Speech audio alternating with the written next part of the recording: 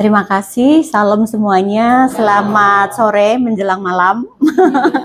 Jangan tegang ya, kita belajar bersama-sama. Perkenalkan, nama saya Priscilla, itu suami saya Dev. Kami tadi sudah dijelaskan ya, kami sama-sama bersekolah di Charis Bible College. Kebetulan kami angkatan pertama dan kemarin kita sudah graduation ya. Jadi kita sudah selesai, tapi saya masih membantu pelayanan di Charis untuk di event. Jadi kalau Bapak Ibu nanti datang ke Charis, Bapak Ibu bisa datang ke event juga gitu. Kecuali teman-teman yang akan bergabung ya. Jadi selamat bergabung juga ya, kan ada banyak yang akan bergabung di CJ8. Kita berdoa dulu ya. Tuhan Yesus, terima kasih, kami bersyukur buat sore yang indah atas setiap kami Tuhan. Engkau melihat keberadaan kami mencari Tuhan, kami mendekati Tuhan, kami mau belajar kebenaran firman-Mu Tuhan. Kami percaya bahwa firman-Mu yang membebaskan, firman-Mu yang melepaskan setiap kami dan memerdekakan setiap kami, itu menjadi rema di dalam setiap kehidupan kami, sehingga apapun yang akan kami lakukan, apapun yang kami kerjakan, Tuhan sendiri yang segala sesuatunya membuat berhasil di dalam setiap kehidupan kami. Kalau sebentar kami mau belajar kebenaran-Mu Tuhan, biarlah roh hikmat, pengertian, pewahyuan akan keberadaan Engkau di dalam kami Tuhan, sehingga kami tahu dampak yang akan kami boleh lakukan di dalam kehidupan kami. Biarlah Tuhan sendiri yang menaruh Roh Kudus di dalam setiap kita yang bisa menghidupi setiap kami, setiap kebenaran-kebenaran firman yang akan kita pelajari bersama pada sore hari ini. Kami bersyukur biarlah kuasa Roh Kudus yang ada di dalam setiap kami terus berbicara kepada masing-masing daripada kami. Terima kasih, kami bersyukur di dalam nama Tuhan Yesus Kristus kami berdoa dan mengucap syukur. Haleluya. Amin. Hari ini kita mau belajar DI ya, level 3, pelajaran 3, mujizat memuliakan Allah. Ini topik yang luar biasa, saya juga renungkan, apa sih mujizat gitu kan, karena mujizat itu adalah sebagai manifestasi kuasa ilahi yang merupakan campur tangan supranatural dari kuasa Allah atas hukum alam yang terjadi. Dan itu luar biasa karena setiap kita pasti sudah pernah mengalami mujizat-mujizat daripada Tuhan. Ya kan, sudah pernah mengalami Tuhan, pribadi lepas pribadi. Tetapi bagaimana kita bisa mengalami mujizat itu dan bisa mempermuliakan nama Tuhan. Jadi kalau kita pelajari di seluruh Alkitab bahwa semua mujizat yang terjadi atas semua orang sakit, apapun itu di sana yang di dalam Alkitab, itu mereka semua apa? Dia mencari Yesus. Dan mereka mendekat kepada Yesus dan mereka percaya kepada Yesus. Bahkan apa? Perkataan Yesus itu yang dia percayai. Perkataan Yesus itu adalah firman itu sendiri. Jadi kalau kita tahu bahwa perkataan Yesus itu firman, itu ada di dalam apa? Alkitab.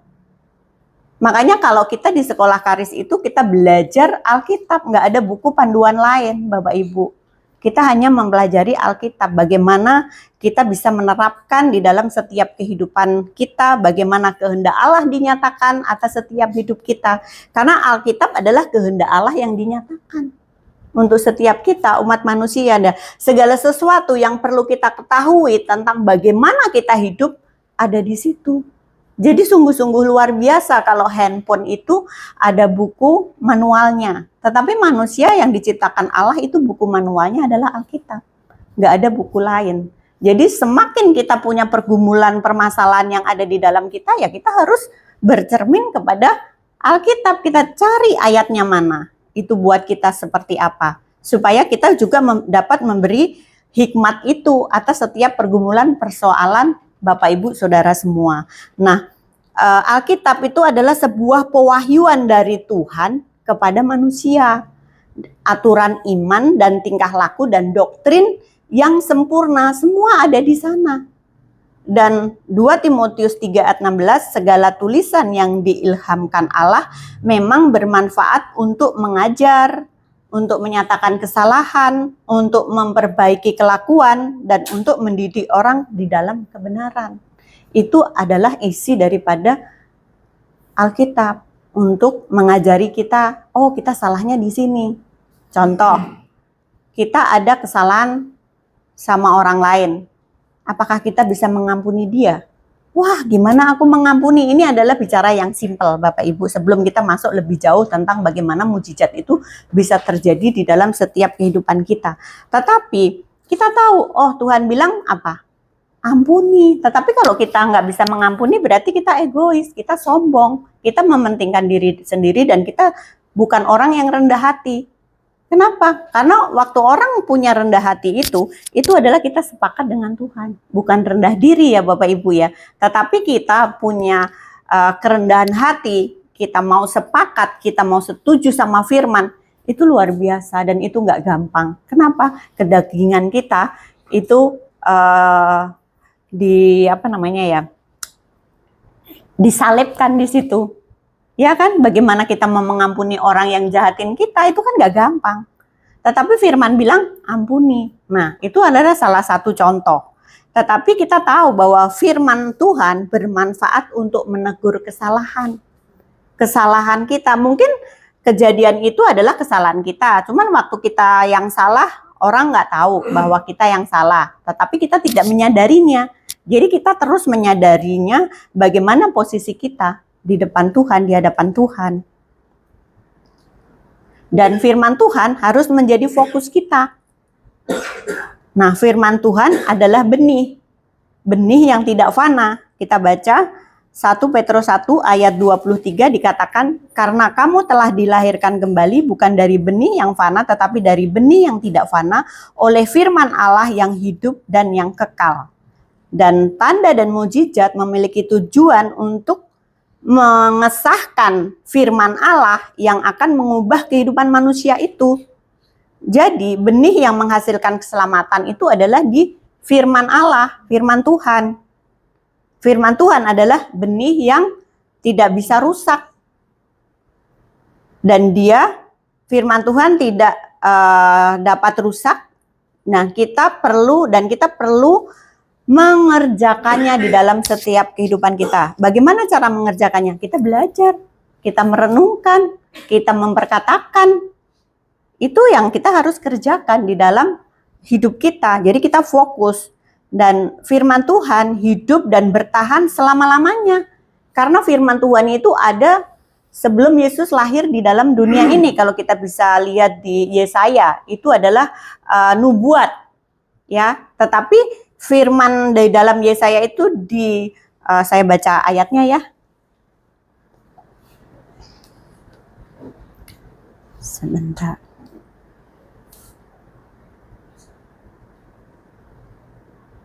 Yesaya 53 ayat 4 dan 5 ini adalah nubuat tentang Tuhan. Tetapi sesungguhnya penyakit kitalah yang ditanggungnya dan kesengsaraan kita yang dipikulnya. Padahal kita mengira dia kena tulah, dipukul dan ditindas Allah. Tetapi dia tertikam oleh karena pemberontakan kita. Dia diremukkan oleh karena kejahatan kita. Ganjaran yang mendatangkan keselamatan bagi kita ditempakannya kepadanya dan oleh bilur-bilurnya kita menjadi sembuh. Ini adalah nubuatnya. Nubuat tentang Tuhan. Padahal waktu itu Tuhan belum ada di dalam dunia ini. Tetapi penggenapannya Tuhan Yesus ada itu di Matius 8 ayat 16-17. Itu penggenapan. Nanti kita akan sampai ke sana ya. Nanti saya akan jelaskan mengenai penggenapannya. Tetapi meterainya itu adalah darah Yesus. 1 Petrus 2 ayat 24. Ia sendiri telah memikul dosa kita di dalam tubuhnya di kayu salib. Supaya kita yang telah mati terhadap dosa hidup untuk kebenaran. Oleh bilur-bilurnya kita sembuh. Itu meterai dan itu sudah dilakukan Tuhan untuk kita semua. Supaya kita tahu bahwa itu adalah anugerah Tuhan yang telah Tuhan sediakan bagi setiap kita umatnya.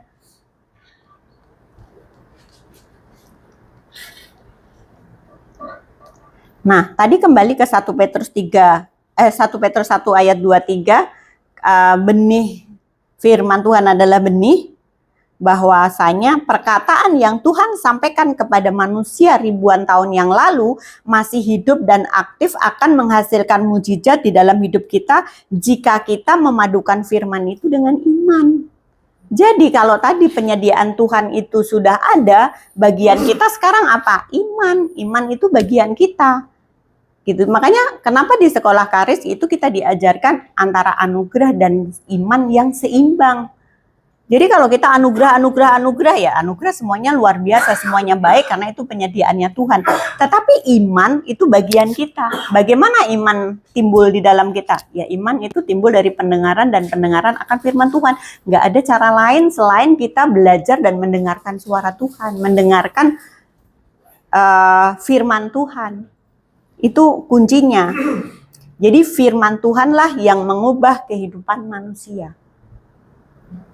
Mujizat tidak bisa mengubah seseorang, tetapi itu bisa membuat mereka percaya. Dan dari perkataan firman yang kita sampaikan dan perkataan firman Allah itu ya kita memuliakan Allah. Gitu.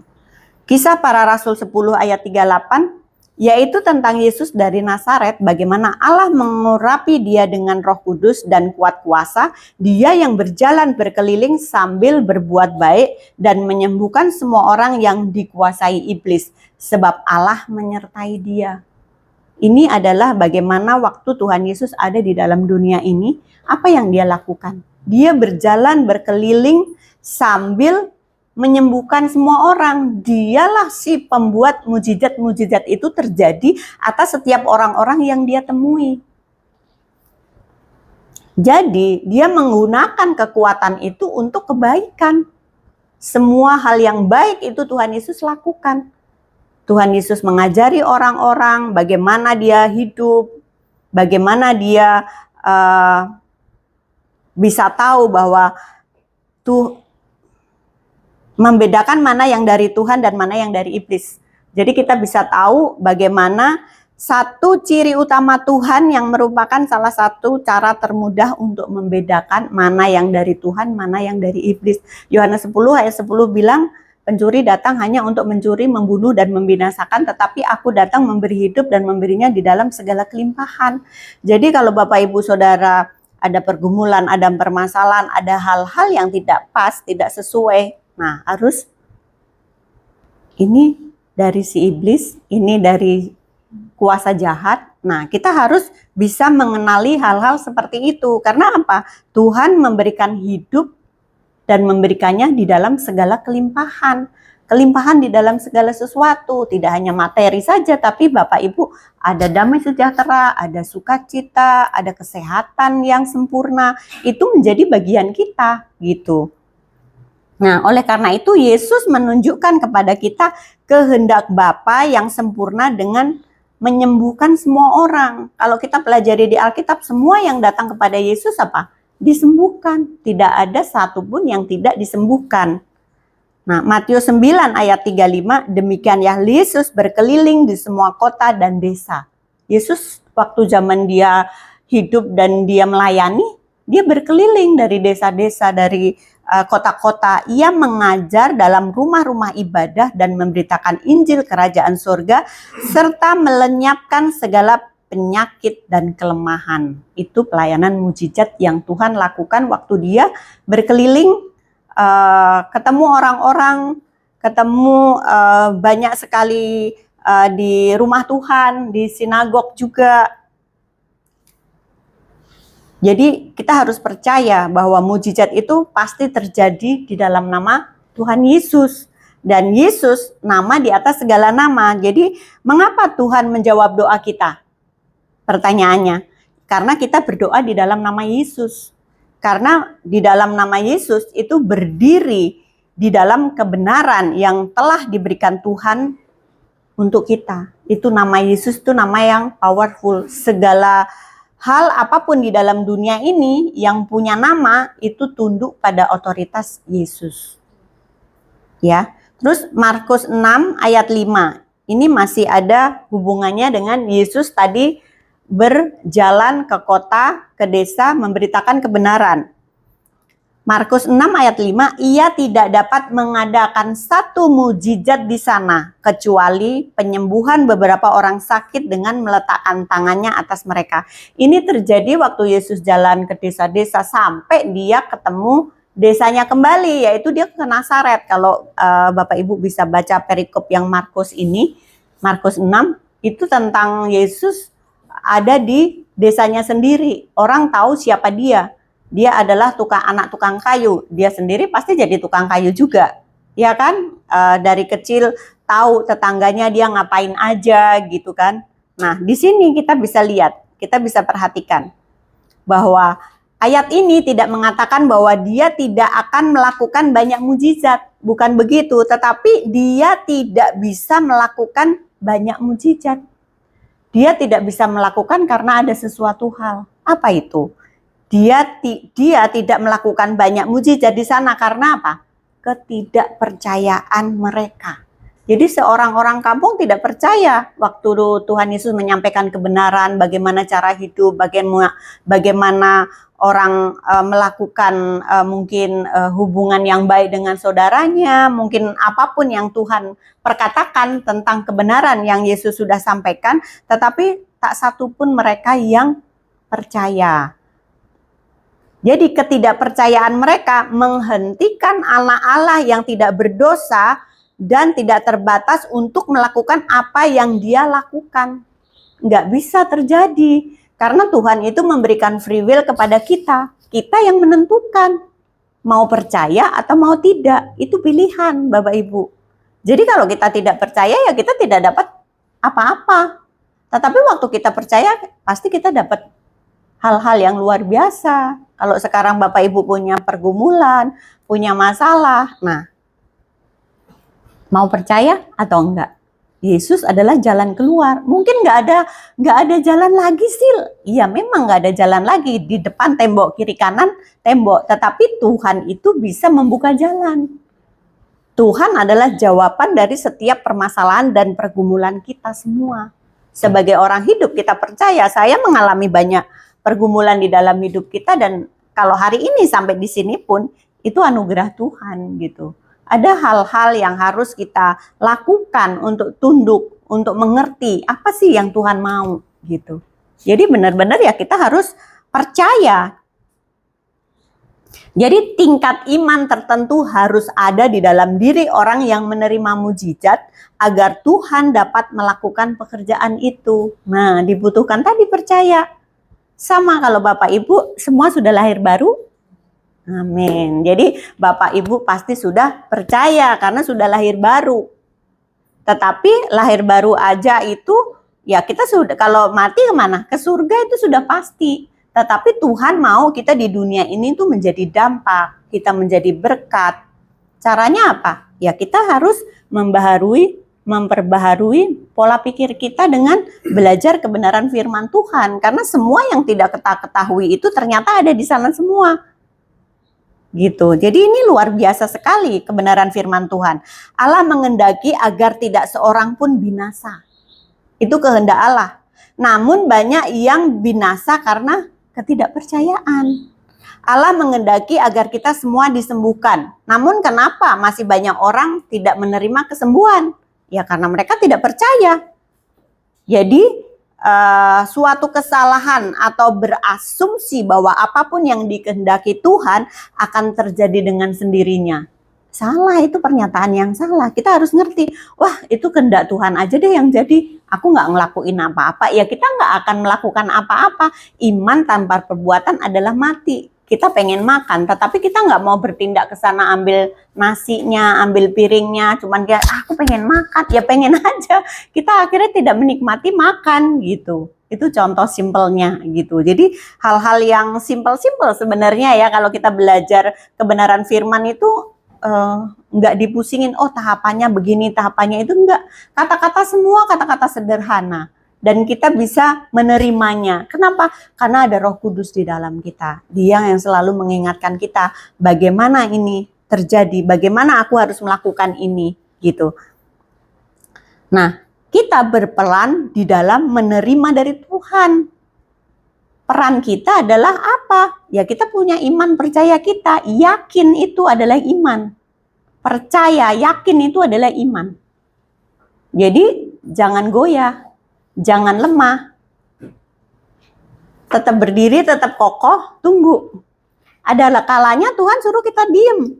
Tapi kadang-kadang kita apa? Bantuin Tuhan. Kayaknya nih nggak bisa begini, harus melakukan ini. Padahal kita harusnya diem dulu. Diem dulu dalam artian apa? Ya kita merenungkan, berdoa. Bapak Ibu semua sudah bisa berbahasa roh di sini. Nah, berdoa berbahasa roh. Karena waktu kita berdoa berbahasa roh, kita langsung ke Tuhan. Manusia nggak ada yang tahu artinya apa. Malaikat yang nggak tahu artinya apa.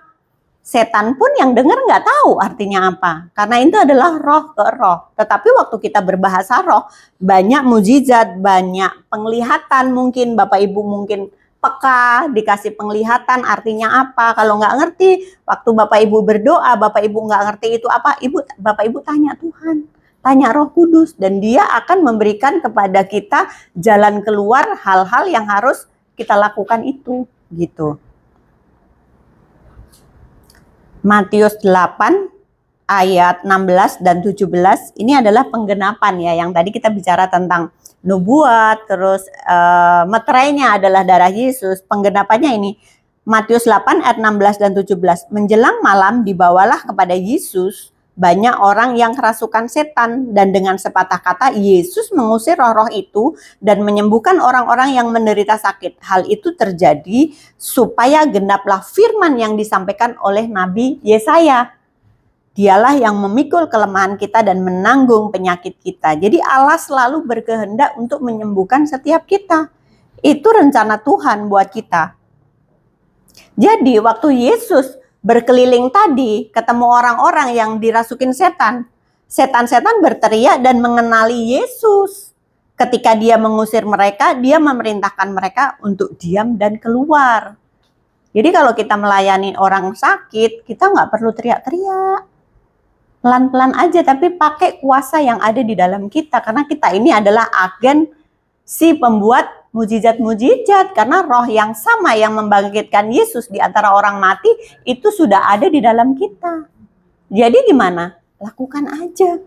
Aduh, nanti kalau nggak sembuh gimana? Itu bukan bagian kita. Bagian kita percaya aja, lakukan. Jadi seperti di dalam firman-Nya bahwa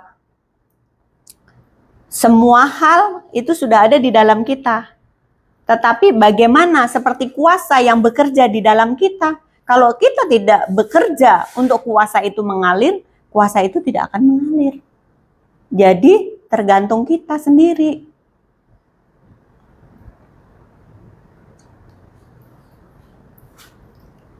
Yesus menggunakan mujizat untuk meneguhkan firman-Nya.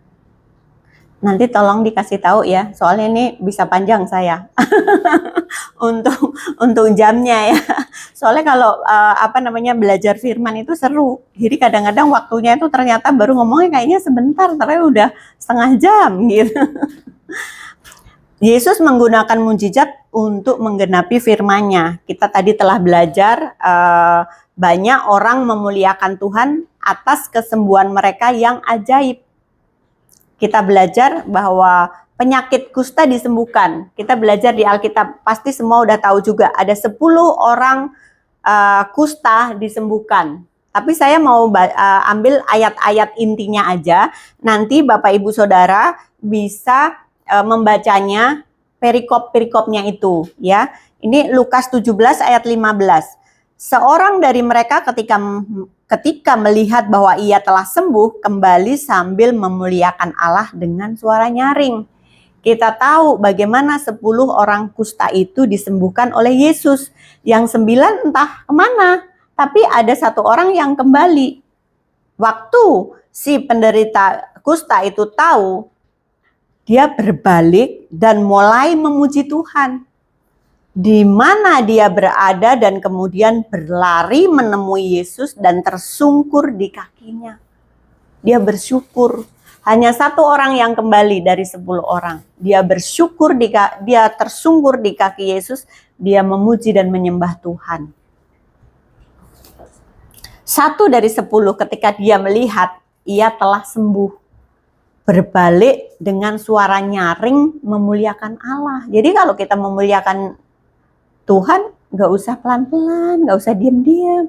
Sukacita ya diliatin aja, nggak apa-apa gitu. Karena sukacita itu membawa perubahan di sekelilingnya, kita jadi sukacita juga gitu. Kalau kita cuma orang nggak tahu loh gitu kan, ini dia mengalami apa atau apa. Tapi kalau orang yang bersukacita tuh kan pasti beda, auranya beda, tindak tanduknya beda, segala sesuatunya jadi beda gitu.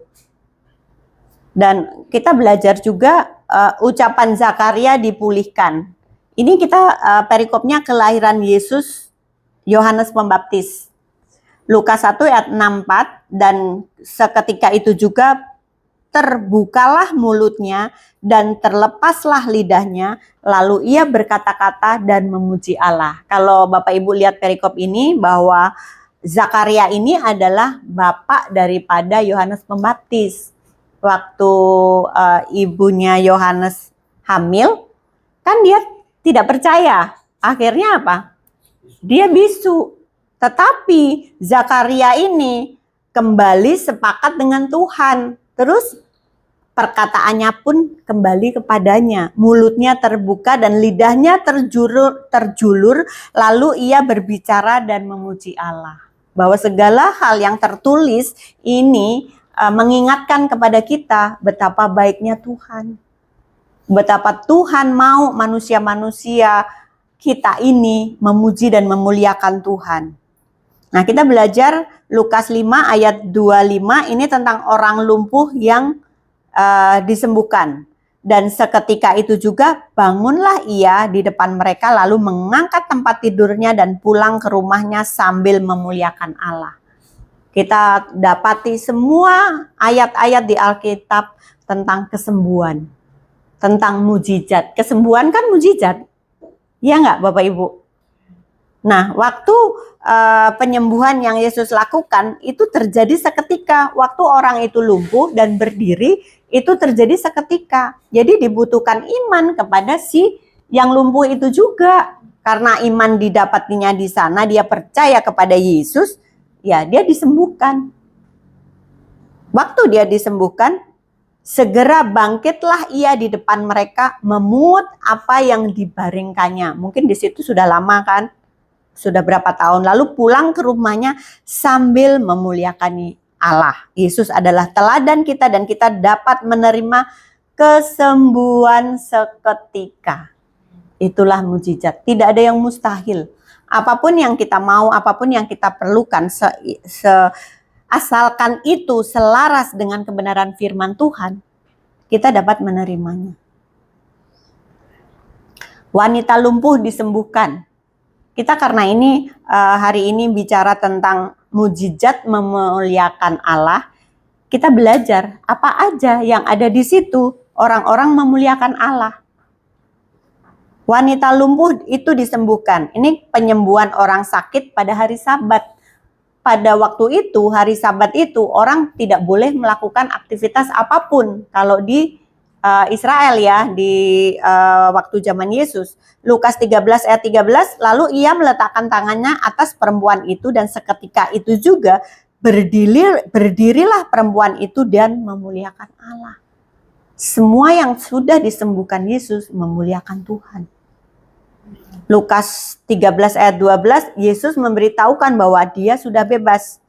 Namun dia meletakkan tangannya padanya dan melepaskan kebaikannya ke dalam diri perempuan itu untuk mewujudkan apa yang telah menjadi miliknya. Karena perempuan itu tahu dia sembuh, dia percaya kepada Yesus. Waktu Yesus tumpang tangan itu, kesembuhan itu terjadi.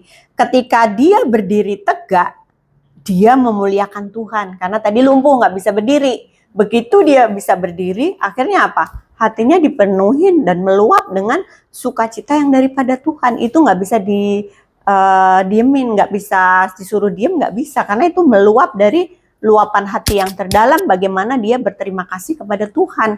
Itu adalah memuliakan Tuhan. Jadi Yohanes 14 ayat 12 Bapak Ibu mengatakan kita dapat melakukan pekerjaan yang sama yang seperti Yesus lakukan. membuat mujizat. Mungkin ada orang sakit, kita datengin, kita doain, dia sembuh seketika. Bisa juga seketika, tergantung juga iman yang kita doakan. Mungkin juga tidak seketika, tetapi bertahap, bisa juga. Tapi itu nggak masalah, karena tergantung kedalaman iman kita, bagaimana kita percaya dan meresponi apa itu janji-janji Tuhan. Karena banyak hal yang telah Tuhan lakukan itu, kalau kita belajar di dalam kebenaran firman Tuhan itu, masing-masing kan tidak sama. Tergantung dari diri kita untuk menerima kebenaran-kebenaran itu untuk menjadi manifestasi mujizat, manifestasi kesembuhan, manifestasi jawaban-jawaban doa. Itu bisa terjadi. Kita nggak pernah tahu temanya, kita nggak pernah tahu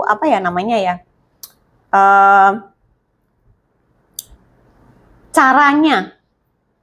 Tapi waktu kita percaya, caranya itu ya Tuhan sendiri. Yang penting hati kita percaya. Lukas 13 ayat 17, dan waktu ia berkata demikian, semua lawannya merasa malu dan semua orang banyak bersukacita karena segala perkara mulia yang telah dilakukannya. Kita tahu ayat ini ya, Yesus meletakkan tangannya ke atas perempuan itu dan seketika itu juga ia menjadi berdiri dan memuliakan Allah. Tetapi di sini karena itu banyak orang-orang, karena ini di sinagog, orang-orang pada marah. Karena Yesus melakukan mukjizat pada hari Sabat. Sebab itu tidak boleh dilakukan. Tetapi Yesus tahu isi hati mereka. Makanya Yesus meresponi dengan setiap perkataan-perkataannya juga. Dan mereka semua merasa malu setelah Yesus dengan jelas menunjukkan kemunafikan mereka. Dan seluruh rakyat bergembira atas segala kemuliaan yang dilakukannya. Banyak orang-orang di situ akhirnya berbalik dari setiap jalan-jalannya percaya kepada Yesus. Orang buta di Yeriko disembuhkan. Yesus menyembuhkan seorang buta di Yeriko. Tetapi sebelum si orang itu datang, Tuhan udah bicara kepada dia waktu orang itu mendekati Yesus. Yesus bilang, imanmu telah menyelamatkan engkau. Berarti Tuhan itu setiap orang yang datang kepada dia, dia melihat imannya dia, percayanya dia. Oh, aku cari Tuhan, ketemu Tuhan, ya udah aku percaya. Jadi apa? Sungguh suatu keajaiban, mujizat itu terjadi. Hal ini segera terjadi dan menyebabkan orang-orang memuliakan Tuhan. Semuanya memuliakan Tuhan, nggak ada satupun yang tidak memuliakan Tuhan. Siapapun yang dapat melihat dengan baik akan mengikuti Yesus. Jadi bagaimana cara kita melihat? Cara kita melihat dengan hati. Kita juga harus terus introspeksi diri kita. Kita terus renungin kebenaran firman ini. Bagaimana kita bisa melakukan mujizat-mujizat itu di dalam setiap kehidupan kita. Ketemu orang-orang, tiba-tiba apa? Oh, kamu begini. Itu adalah suara Roh Kudus. Nah, bagaimana prakteknya? Ya kita ikutin, kita lakukan. Seperti kuasa yang bekerja di dalam kita. Tetapi kalau kita tidak melakukan itu kan kuasa tidak pernah keluar dalam diri kita. Caranya, dulu saya gitu Bapak Ibu. Karena kan saya lama jadi pendoa ya. Jadi kalau ada apa-apa gitu pasti oke, ya udah kita doa aja. Kalau ada sesuatu ya kita langsung bicara aja. Kenapa? Itu membutuhkan praktek. Semakin kita banyak mendoakan orang, kita akan tahu kuasa Roh Kudus itu seperti apa, suara Tuhan itu seperti apa di dalam diri kita. Jadi kita akan tahu manifestasi yang terjadi. Kita tahu mujizat itu pasti terjadi. Kita tahu kalau kita di dalam bersama dengan Tuhan, kita itu si pembuat mujizat itu. Bapak Ibu ingat yang tentang Tuhan Yesus memberi makan 5.000 orang dengan 5 roti 2 ikan. Waktu dia mengucap berkat, Tuhan memberikan kepada murid-muridnya. Waktu Tuhan memberikan kepada murid-muridnya, itu belum terjadi pelipat gandaan. Tapi waktu murid-muridnya berjalan dan membagikan, disitulah multiplikasi terjadi. Jadi kalau kita tidak melakukan apa-apa, kita nggak dapat apa-apa, Bapak Ibu. Karena apa? Kebenaran Tuhan sudah disampaikan bahwa firman Tuhan katakan iman tanpa perbuatan adalah mati. Jadi percaya, ini sebenarnya banyak sekali ya ayat-ayat firman Tuhan tentang mujizat memuliakan Tuhan. Orang buta di bait suci disembuhkan. Yohanes 9 ayat 38. Katanya, aku percaya Tuhan, lalu ia sujud menyembahnya. Banyak sekali. Karena Yesus menyatakan dirinya sebagai anak Allah. Dan kemudian dia menerima penyembahan orang ini. Dan selalu waktu orang ini ketemu Tuhan, ya mujizatnya terjadi. Banyak hal-hal yang luar biasa. Waktu saya mengalami mendoakan orang, mujizat-mujizat terjadi. Dan itu bukan karena kuat dan gagah kita, tetapi itu karena kuasa Allah yang dinyatakan. Jadi mari sama-sama terus pelajari kebenaran firman Tuhan, sebab misi kita sebagai seorang Kristen, kita adalah apa? Untuk mewujudkan Tuhan Yesus Kristus di dalam setiap situasi yang kita hadapi. Dan yakinlah Bapak Ibu Saudara semua sudah diurapi sama Roh Kudus, sama Tuhan. Ayatnya mana? Ada ayatnya, semua ada ayatnya. 1 Yohanes 2 ayat 27 itu ayatnya. Tetapi urapan yang di dalamnya kamu telah menerima dia, tinggal di dalam kamu, dan kamu tidak perlu bahwa siapapun mengajar kamu, tetapi seperti urapan yang sama mengajar kamu tentang segala sesuatu, dan itu adalah kebenaran dan bukan dusta.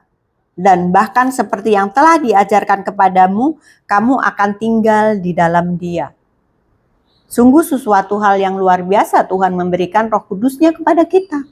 Roh Kudus itu yang memampukan kita untuk menggenapi setiap janji-janji Tuhan. Untuk menggenapi setiap hal yang telah dijanjikan Tuhan di dalam kehidupan setiap kita. Roh Kudus itu mampu mengajari kita segala sesuatu. Kita jadi punya hikmat, kita menjadi mengerti kehendak Tuhan. Akhirnya apa? Akhirnya ya kalau kita hidup bersama dengan Tuhan, ya kita sukacita aja, damai sejahtera aja. Nggak ada masalah. Ya ada, namanya orang hidup pasti semuanya punya masalah. Kalau kita nggak punya masalah, itu sudah selesai bersama Yesus. Tapi karena kita daging, kita masih ada di dalam dunia ini, kita berinteraksi sama orang. Besi menajamkan besi, manusia menajamkan sesamanya. Kita masih punya pergumulan sama orang lain mungkin. Tetapi respon hati kita bagaimana? Itu semua kembali kepada kita, Bapak Ibu. Bagaimana mujizat itu yang memuliakan Tuhan, bagaimana mujizat itu di dalam kita yang menerima, kita bisa memuliakan Tuhan. Ini bisa direnungin. Waktu kita ngerenungin ini, itu luar biasa. Bapak Ibu akan peka terhadap suara Roh Kudus. Karena ada Roh Kudus di dalam kita. Apa yang kita takutkan gitu. Menjadi orang Kristen itu adalah menjadi orang yang luar biasa. Karena semua sebenarnya sudah ada di dalam firman-Nya. Makanya di firman-Nya bilang apa? Umatku binasa karena kurangnya pengetahuan.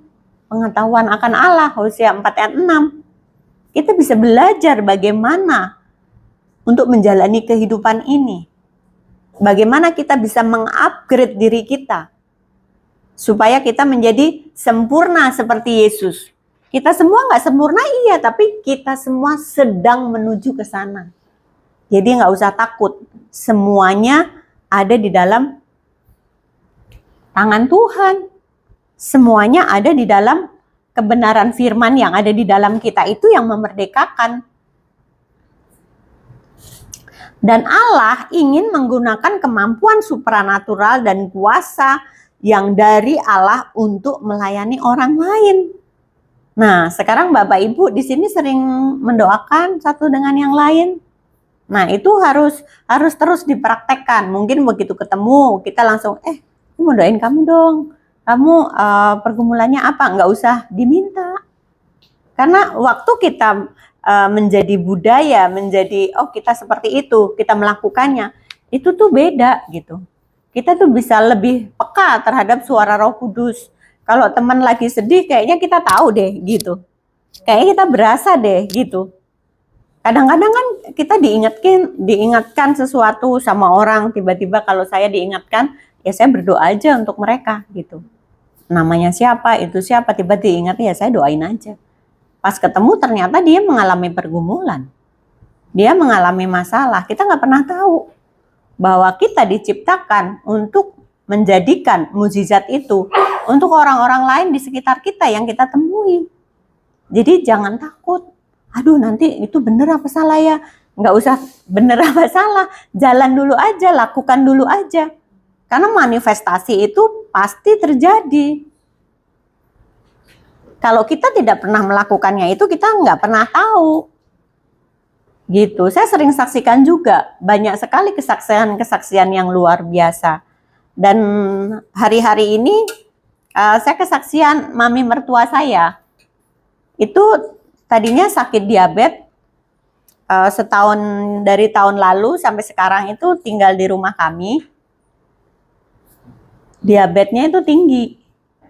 Tiap hari suntik insulin 3 kali, pagi, siang, sore, suntik insulin. Saya perkatakan, kita kasih makan yang benar. Bapak Ibu tahu sekarang semuanya normal dan dia tidak suntik diabetes lagi. Nggak suntik insulin lagi. Sudah berapa lama ya? 6 bulan ya? Mungkin sudah 6 bulan nggak suntik sama sekali. Sekarang umurnya mau 82 dan rambutnya yang keluar ini hitam. Iya. Dan itu luar biasa. Selain itu kan memang ada keratinnya kan agak tinggi. Waktu datang ke tempat saya, itu keratinnya masih 6,8 gitu, tinggi. Sekarang udah 3,3. Itu mujizat. Semua orang kalau saya kasih tahu pasti, wow kok bisa sih? Bisa. Nggak ada yang mustahil. Kita lakukan apa yang menjadi partnya kita. Semangati dia, kalau dia mungkin males makan atau apa, makannya mesti bisa, harus makan gitu. Jadi ada hal-hal yang harus kita lakukan dan itu natural bersama dengan Tuhan. Itu nggak ada yang, wah ini susah nih. Nggak ada, Tuhan nggak pernah nyusahin. Tapi Tuhan itu memberi arahan tuh jelas. Dan itu luar biasa Bapak Ibu. Banyak kesaksian-kesaksian yang luar biasa yang saya temui gitu. Banyak sekali. Dan itu tuh luar biasa. Nggak ada yang mustahil bersama dengan Tuhan. Mungkin cukup aja ya sampai di sini. Mungkin nanti setelah ini kita bisa tanya jawab atau kesaksian-kesaksian yang lain. Kita tutup dulu dengan doa ya. Tuhan Yesus, terima kasih, kami bersyukur buat firman-Mu yang telah kami dengar Tuhan. Kami percaya firman-Mu akan meneguhkan setiap kami yang ada di sini Tuhan. Engkau melihat setiap hati kami. Kami rindu mengalami apa yang firman katakan. Di dalam setiap pribadi lepas pribadi Tuhan. Engkau tahu, Engkau mengerti hati mereka pribadi lepas pribadi. Tuhan adalah jawaban dan dari setiap pergumulan mereka. Kami percaya hari-hari ini Tuhan, tanda-tanda mujizat dan ajaib itu mengalir atas kehidupan mereka. Karena mereka boleh menikmati Tuhan di dalam setiap kehidupan. Tuhan terima kasih buat Roh Kudus yang terus mengingatkan kami betapa baiknya Engkau atas kami. Engkau memberikan semuanya yang terbaik bagi kami Tuhan. Sehingga kami mau Tuhan meresponi apa yang Engkau mau Tuhan. Dengan iman percaya kami. Kami bersyukur Engkau memberikan Roh Kudus-Mu kepada kami. Roh Kudus yang lembut yang tinggal di dalam hati kami. Roh Kudus yang selalu menghibur kami. Roh Kudus yang selalu mengingatkan kami. Kami bersyukur Tuhan. Kami bersyukur Tuhan karena kami tahu Tuhan yang hidup itu ada di dalam kami. Segala sesuatu tidak ada yang tidak mungkin di dalam aku, kata Tuhan. Karena bagiku itu adalah mudah. Terima kasih Tuhan. Terima kasih Yesus. Terima kasih Roh Kudus. Karena penyertaan-Mu atas setiap kami. Engkau melihat tangan-tangan mereka yang melakukan setiap pekerjaan-pekerjaan mereka Tuhan. Tuhan jadikan berhasil rumah tangga mereka Tuhan, hubungan suami istri. Kami percaya hubungan yang penuh kasih itu ada atas mereka Tuhan. Kami percaya mereka semua dipulihkan Tuhan. Setiap kehidupan mereka boleh mengalami Tuhan. Dan lebih lagi setiap pribadi lepas pribadi di tempat ini Tuhan boleh mempunyai hubungan yang baik, yang manis bersama dengan Tuhan. Sehingga setiap mereka boleh mendengar kebenaran-Mu, boleh mendengar suara-Mu. Sebab firman-Mu mengatakan bahwa domba-dombaku mendengar perkataanku. Biarlah mereka semua boleh Tuhan mempunyai hikmat, mempunyai kepekaan untuk mendengar suara-Mu Tuhan. Terima kasih, kami bersyukur Tuhan. Kami serahkan semuanya ini ke dalam tangan-Mu. Di dalam nama Tuhan Yesus Kristus kami berdoa dan mengucap syukur. Haleluya. Amin. Terima kasih. Mungkin ada pertanyaan?